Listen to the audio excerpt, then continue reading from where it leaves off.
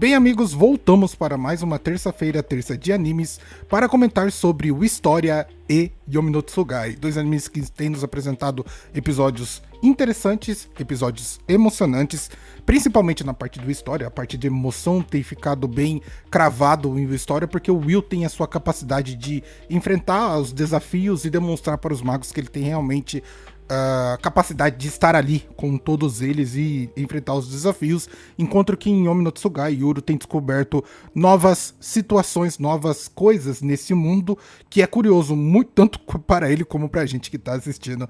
Então são duas perspectivas bem interessantes que eu estou gostando bastante. Não à toa, tô trazendo esse vídeo aqui pra vocês pra gente poder comentar junto. Meu nome é Alex, bem-vindos ao Poltrona Nerd. Iniciaremos comentando sobre o História, um episódio bem interessante, demonstrando pra gente que sim, a união entre Elfaria e o Will é algo bem forte, essa união a todo momento, ou mesmo a todo episódio, isso tem se reforçado de uma maneira bem interessante. Não foi diferente nesse episódio, em que o Will chega naquela inocência dele de achar que ele vai poder finalmente estar ao lado de Elfaria, mas tem obviamente algum tipo de obstáculo para que isso aconteça. Somos apresentados aos novos uniformes e também a espada nova do Will, que eu achei muito boa, já que nos episódios anteriores ele acabou quebrando, porque eu acho que ele atingiu o limite do que a espada poderia oferecer para ele, e nesse caso os anões fizeram uma espada nova para ele, eu gostei bastante. Os uniformes são legais, são brancos e interessantes, mas algo chama a atenção, e principalmente envolvendo eu ia falar Julius, igual todo mundo deu Chris, mas envolvendo o Julius, que é uma situação que os próprios outros magos vêm comentando de propostas que eles têm recebido sobre apadrinhamento da parte dos magos Vender, e no caso o Julius não recebeu essa proposta, e você já tem aquele leve deslumbre do porquê, já que o Julius é um mago de gelo e a Elfaria é apaixonada pelo Will. Então, se fosse pra ela tentar apadrinhar alguém, ela obviamente iria querer apadrinhar o Will e não o Julius. Então, meio que isso já fica implícito do porquê ele não recebeu essa proposta, apesar de que no decorrer do episódio é demonstrado pra gente que a Elfaria não manda totalmente nessa família, vamos dizer assim, da parte dos magos de gelo. Ela responde a alguém, ou tem alguém que ela respeita, então ela não tem o livre-arbítrio de fazer tudo o que ela quer exatamente, porque se dependesse dela, ela também faria essa proposta para o Will, o que no decorrer do episódio a gente vê também que não recebeu nenhum tipo de proposta. Mas eu gostei bastante, achei a apresentação bem legal. Somos apresentados ao primeiro andar da torre, que na minha opinião eu pensei que seria tipo uma dungeon inversa, mas pelo jeito é quase como eles subirem andar por andar, talvez, e descobrindo novos desafios, ou sendo desafiados. E nesse caso eles são apresentados à Cidade Branca, que no caso é chamada de Jardim Incolor, que alguns magos acabam ficando já nesse primeiro andar, pelo decorrido da situação de que não são escolhidos para serem ou não são apadrinhados pelos magos Vander. Isso é declarado e demonstrado futuramente nesse mesmo episódio. Chamado também essa situação, ou esse evento da seleção dos magos, e justamente eles tendo essa oportunidade de serem apadrinhados como primeiro florescer. O Will até fica em dúvida do que isso significa, mas depois tudo fica muito claro. Na situação, e até uma cena bem legal, que os magos Vender escolhem os seus escolhidos, né, no caso. Eu até achei estranho, porque a Elfaria tem uma situação de que ela levanta a varinha, mas não é demonstrado pra gente quase nenhum mago de gelo. O principal, pelo menos, era o Julius, e eu acho que por birra, e agora isso é uma coisa que eu tô até pensando agora, não foi só uma situação da Elfaria gostar do Will, mas sim uma situação de que o Julius é o que mais odeia o Will, e ela, por birra, não quer escolher ele de forma alguma. E é muito engraçado os outros magos comentando de que se o Julius fosse de qualquer outro elemento, ele seria facilmente escolhido. Mas como ele é de gelo, infelizmente ele acaba sendo... essa situação é algo que remete verdadeiramente a ela escolher. Os uniformes são legais, os uniformes são bacanas. A gente tem o exemplo aqui na tela, pelo menos o uniforme marrom e o uniforme vermelho, então fica legal, pelo jeito eles não ficarão com aquele uniforme branco por muito tempo, só foi o suficiente para que as cores fossem mudadas. E depois chega na situação de que Julius e o Will e mais alguns outros magos também ficam sem o apadrinhamento, ficam sem serem escolhidos. Pro Julius isso é uma situação muito ruim, porque ele tem, obviamente, o seu ego, e principalmente a situação de que ele morre muito medo de ficar justamente nesse primeiro andar, porque se você não é escolhido, aparentemente você fica nesse primeiro andar. O Will, eu acho que já era meio que esperado, eles quererem testar a sua força, acho um pouco desnecessário, depois de tudo que ele já demonstrou em eventos anteriores, mas mais uma vez eles querem talvez testar o Will para ver o que ele poderia ser capaz. A situação é que basicamente eles têm que enfrentar monstros e tanto o Julius como o Will são os dois magos que saem com grande vantagem nesse confronto. O Julius porque ele é realmente bem poderoso, apesar de ele tentar copiar as magias da Elfaria de um nível um pouco mais abaixo, mas consegue fazer com uma certa maestria.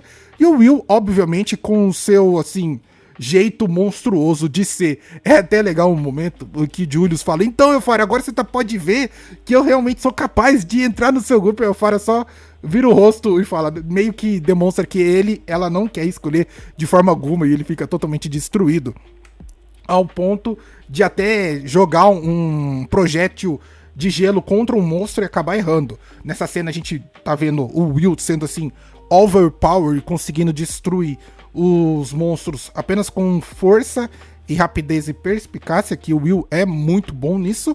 E na situação em que o Julius acaba errando o golpe dele, o Will entra na frente desse golpe para justamente carregar a sua espada. E cara, que espada linda, tá? Muito bonita. Ele até chama ela de Glacius Wills e ele até fala carga completa. Cara, é legal, é bacana esse novo estilo que o Will está apresentando. E ele vai, assim, confrontar os monstros de uma forma, assim, totalmente mais overpowered do que normalmente já era. Eu lembro no primeiro episódio da primeira temporada que o Will confronta um monstro na masmorra e ele já demonstrava ser algo totalmente diferenciado. Agora, com esse novo poder que ele consegue entender e consegue realmente utilizar ele, de poder utilizar os elementos a seu redor, eu gosto bastante, acho isso totalmente fantástico. Comentando um pouco sobre o episódio como um todo, eu gostei do episódio, achei bacana.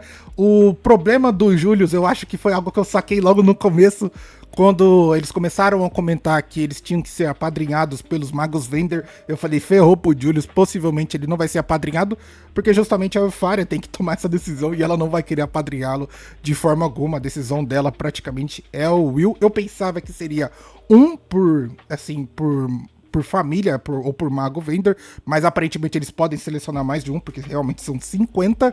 E nesse caso eu achei bem prático a situação de que os magos têm que demonstrar o seu poder enfrentando monstros para ter uma oportunidade de demonstrar para os outros magos Vander o que pode, se eles são merecedores ou não desse tipo de vaga. Eu, infelizmente, acabei recebendo um spoiler de que o Will vai ser, assim, fora da curva desse episódio, ou do próximo episódio, né, no caso, e não só a Elfaria, como as outras casas vão querer realmente recrutar ele, porque, cara, ter o Will é algo totalmente diferencial. Você tem não só o poder mágico, como também o poder físico e velocidade a seu favor, entende? Então, acho que é muito favorável ter alguém como o Will dentro de qualquer tipo de família, por mais que eles tenham um certo preconceito por ele não ter varinha, a parte de sua demonstração ou mesmo a própria utilização dele como uma ferramenta é algo muito grandioso, mas eu acho que eu tendo a acreditar que ele vai ficar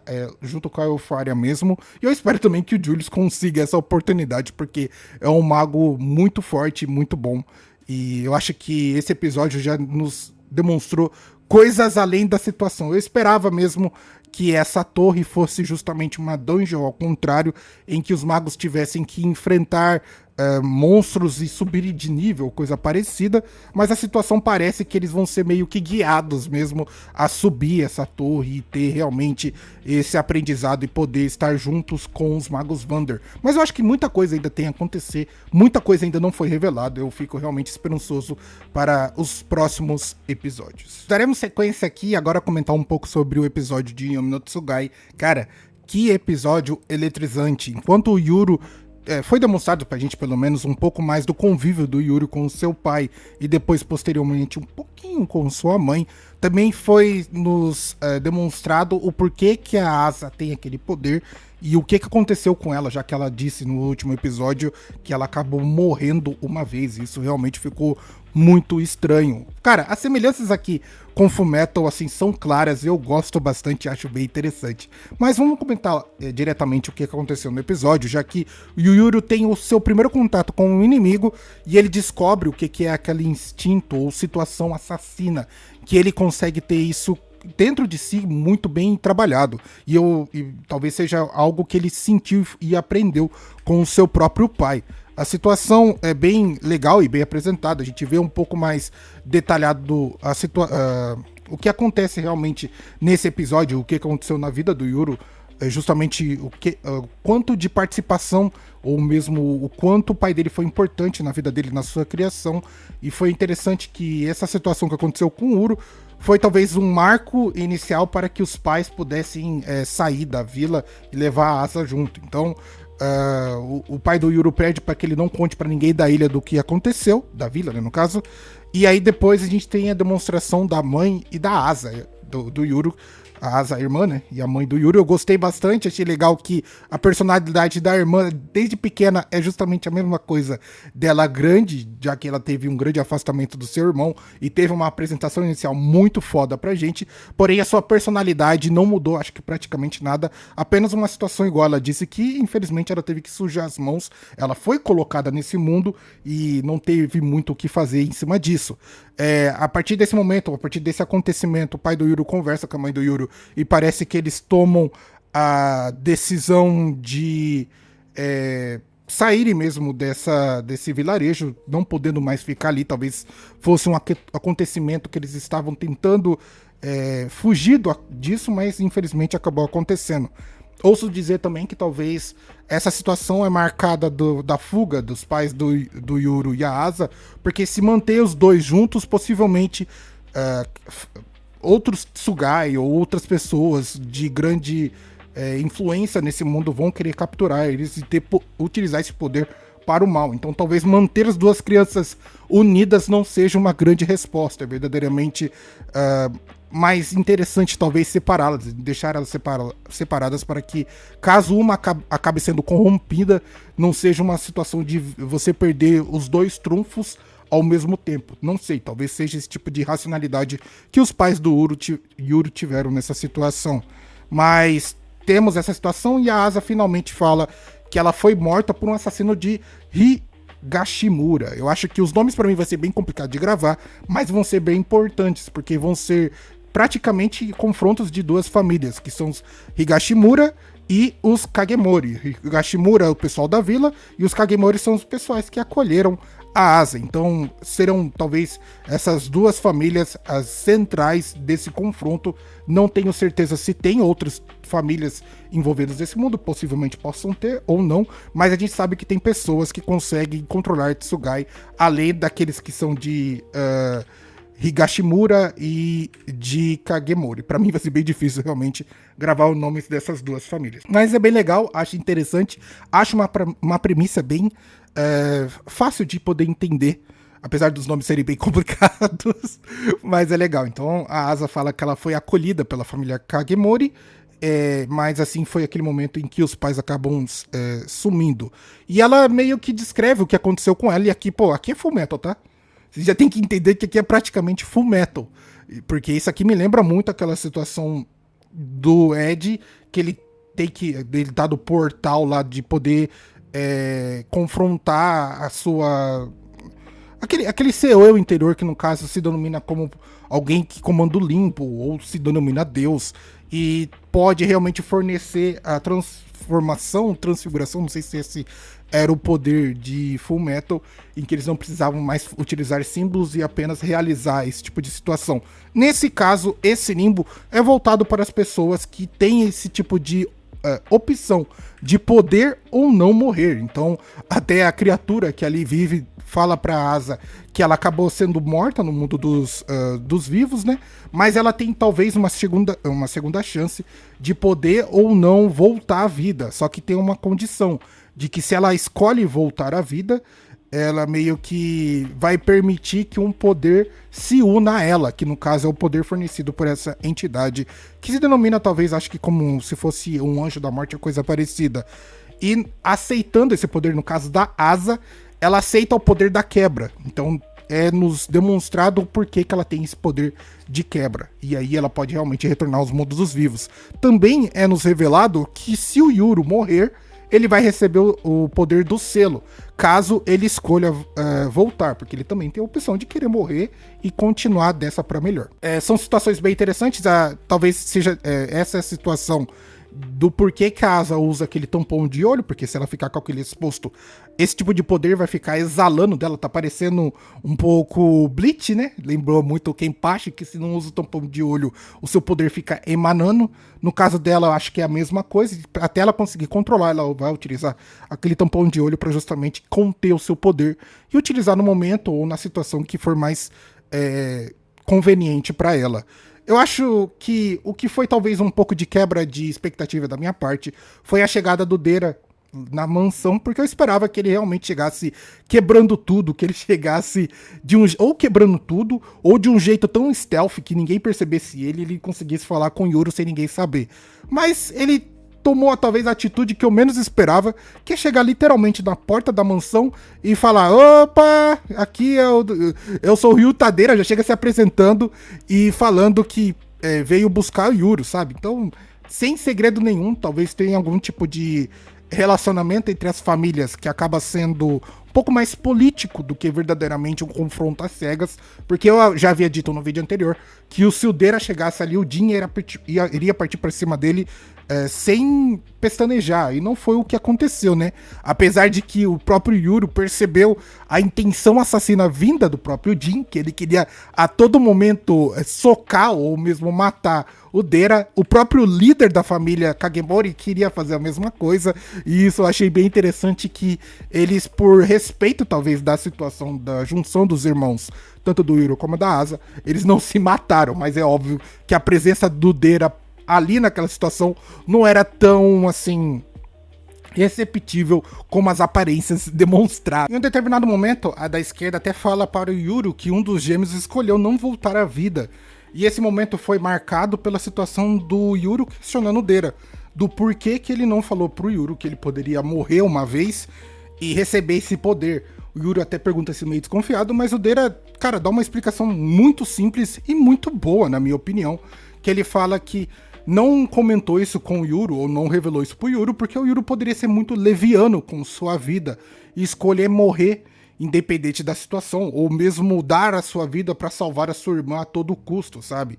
E isso eu acho que foi bem explicado, bem sincero da parte dele. O próprio Yuru percebeu isso e falou: não, beleza, então eu entendi o que você quis dizer para mim. E eu achei legal que o episódio, assim, legal entre aspas, né? Porque poderia ser mesmo um episódio duplo em que o Deira é convidado à mesa para tomar café naquele momento, para eles terem talvez uma conversa e explicar melhor pra gente que tá assistindo e pro próprio Yuru qual é a situação das duas famílias, do porquê que eles acabam, que eles brigam tanto, ou qual é como eu posso te explicar? Qual que é o problema entre os dois, sabe? Porque tem alguma coisa, tem algum confronto, tem alguma desavença entre as duas famílias, e talvez nesse próximo episódio tudo isso seja muito bem explicado. Então esse foi o episódio de Yomi no Tsugai, um episódio muito interessante, gostei bastante. As semelhanças que aconteceram parecendo Fullmetal Alchemist me deixaram muito nostálgico, eu gostei bastante realmente. A situação de que os irmãos têm essa opção de voltar à vida e receber esse grande poder que é o poder de quebra e o poder de selo, eu gostei bastante, achei muito interessante e muito bem trabalhado. Eu espero, obviamente, que nos próximos episódios as coisas continuem se desenrolando. Eu confesso que eu não tenho ideia de quantos episódios são nessa primeira temporada. Tem até aquele medinho de pesquisar, porque dependendo do que eu pesquisar, vou acabar encontrando algum spoiler indesejado. Mas nesse caso, gostei bastante desse episódio, principalmente pela explicação das coisas, sabe? Não tá tão enrolado assim. As coisas estão sendo bem explicadas para que a gente possa realmente entender como funciona o mundo de Yomi no Tsugai. E pra quem é perceptivo, ou mesmo já entendeu a obra, dá pra perceber que alguns personagens não são bem aquilo que dizem, sabe? Por mais que a gente pense que algum personagem pode ser, entre aspas, bonzinho ou coisa parecida, tem alguma coisa ali por trás, tem o famoso infiltrado, principalmente nessa família que a Asa vai proteger, e eu acho interessante que talvez se torne uma situação verdadeira de Asa de uma família e o Yuru de outra família. Isso não necessariamente seja um irmão contra o outro, mas necessariamente uma situação de que cada um tem a sua preferência, e eu acho isso bem interessante. Mas episódio muito bom, e eu tô muito ansioso pro próximo episódio. Essa foi a minha análise sobre esses 2 episódios, tanto de História como de Yomi no Tsugai. 2 episódios muito interessantes, episódios esse que nos trouxeram coisas inovadoras, coisas interessantes, coisas que gostamos de assistir, não à toa. Eu continuo acompanhando tanto a História como Yomi no Tsugai. Mas e você? O que você acha? O que você pensa? Deixa aí nos comentários. Gostaria de pedir que você deixe seu like, comente, compartilhe, inscreva no canal pra ajudar. Vou ficando por aqui, vejo você no próximo vídeo. Tamo junto e falou!